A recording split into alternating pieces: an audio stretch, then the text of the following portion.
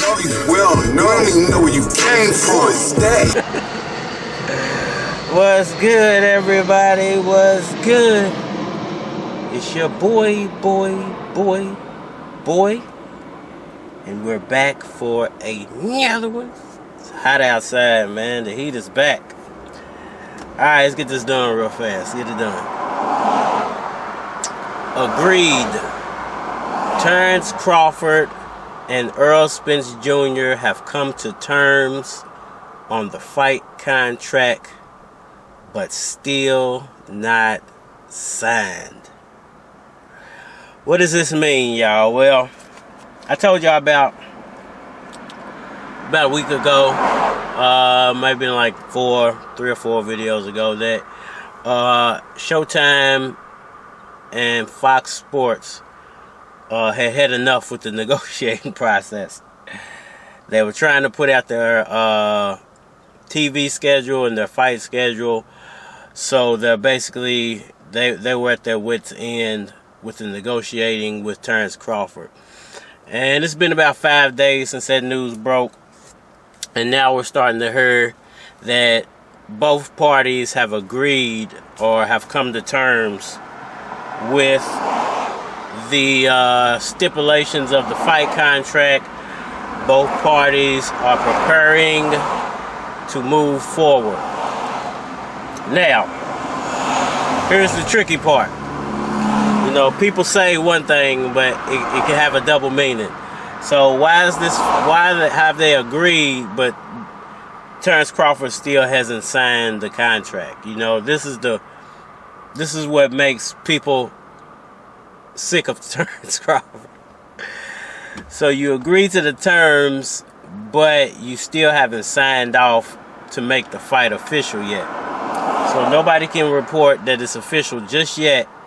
But we're inching our way closer and closer and closer, and it's kind of like they're trying to frustrate the other party.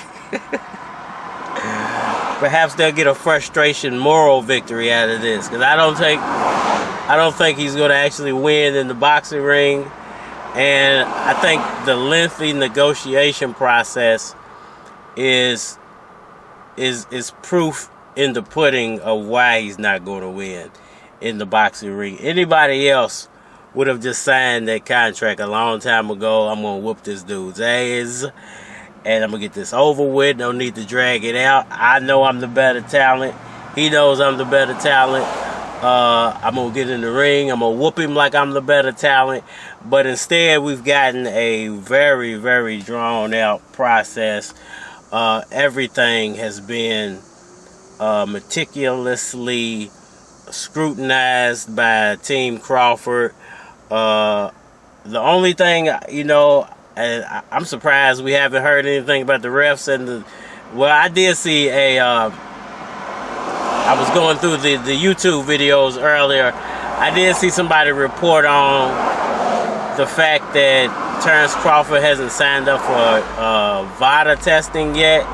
So I was waiting for. I knew it was only a matter of time before somebody brought up drug testing in this negotiating process, and that could be the next thing. That could be the next hold up, because every time somebody comes out and says that this fight is inches away from being made, or they've agreed but the contract still isn't signed, well, that means that there's probably another term within the contract that Terence Crawford doesn't like, won't sign off on, and wants to negotiate further. But since Showtime and Fox put their foot down, I'm hoping this is the last hurdle we have to jump. I'm hoping we don't have to jump that referee hurdle, or the judge's hurdle, or the venue hurdle, or any other hurdles to get this fight made. I'm hoping that it's finally time, and we're going to get these guys in the ring and finally prove who is the best out of these two. Now, are these the best two fighters of this boxing generation? That's a question for another day, I think. To be straightforward and blunt about it, I would say no, they're not the best. They're not the best two fighters of just this generation. I would say they're top 5 of best 2 fighters. They're in the top 5. If you had to pick 2 fighters out of this generation, their names would definitely be in the top 5. You know, maybe even top 4. You know, so I definitely do think that they're elite of the elite of this generation. But I don't think we can crown the best until we see Boots and Virgil. So I think another 2 years you'll be able to say, okay, well, these guys were the best. If one of them actually fights Boots or Virgil and beats them, then you could say, I think those are the last tests, because we didn't get to see either one of these guys face off with Manny, who was the last of the past generation, but we did get to see Ugas face off with Manny, and Ugas ultimately beat him. So a lot of people in their mind believe that it would have been the same outcome if Manny would have faced off with Spence or Crawford or worse. It depends on who you're asking, on what answer you're going to get to that question. So what does that mean? What does it mean for the future of this fight? People are reporting it's going to go down in October. There were reports about 2 weeks ago that, you know, we could do it now. We could do it 6 weeks from now. 6 weeks would throw it right around September, Octoberish time frame. So perhaps they already had to come to grips with the terms. Perhaps they had already agreed.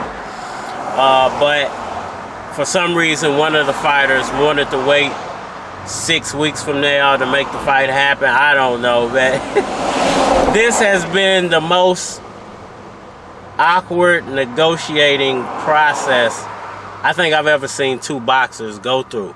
Even worse than what Mayweather was putting his opponents through. Because we all knew how those fight negotiations was going to turn out. Mayweather was going to get everything in his favor, and his opponent wasn't going to have nothing.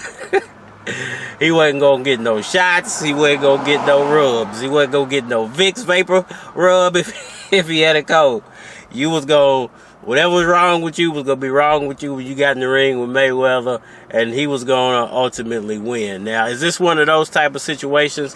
It is heavily, the deck is stacked against Terence Crawford. Don't get me wrong, the deck is stacked, and I'm not a Crawford or a Spence fan, but I'm riding with Team Spence on this fight. Now, the deck is stacked. The deck is purposely stacked because, once again, Errol Spence Jr. did all the heavy lifting. He went out and collected all 3 of those titles. He had to fight 3 champions to get them. Terence Crawford has only had to fight 1 champion. He only has 1 belt. So, I do, unlike Mayweather, I feel like he deserves to have the deck stacked in his favor. I'm speaking about Errol Spence Jr. because, once again, he did all the heavy lifting. It's not like Mayweather had unified 3 championship titles and was making all these demands based off of his unified status. No, he was making those claims off of his pay-per-view numbers. Every negotiating process that Money Mayweather went through when he became Money Mayweather, and people were tuning in just because he was unpopularly popular. People were tuning in to watch him lose.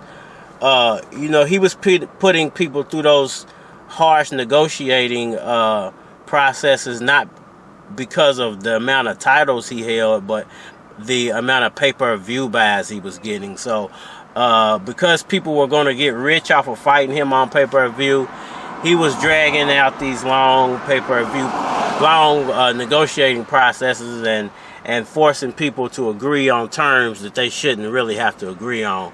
And I don't feel that way about Errol Spence. I feel like he did all the hard work. He deserves to have anything in his favor that is possible for him to get in his favor. And Terence Crawford, unfortunately for him, even though he comes with a built-in fan base and he is a champion, he hasn't done enough work to demand a lot out of this negotiating process. So I think, that's probably a frustration for him and something that he's had to deal with this whole time. But you know, once again, these are the positions they put themselves in. He put himself in that position. Errol Spence put himself in that position. So you can't get mad when you had opportunities to raise your stock and you didn't raise your stock. You just decided to be content with what you had, and go into the negotiating process pretty much blind to the facts of what Errol Spence was actually going to be demanding.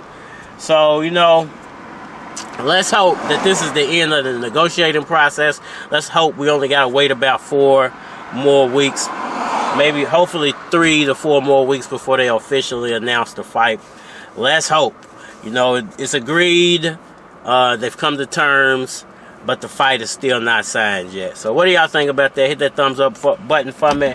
Subscribe, share. All of that good stuff. Leave a comment. Holler at me on all social media platforms. Facebook, Instagram, YouTubes. You're more than likely to get a response on the tubes than any other platform. So holler at me on air. I think that's it for now. Yeah, that's it. I'm done rambling. It's your boy, Cardinal Bud Crawford, or E.S. Red, if that's what you want to call me. And we are... I'm just thinking about the future while I'm fucking up these conversations.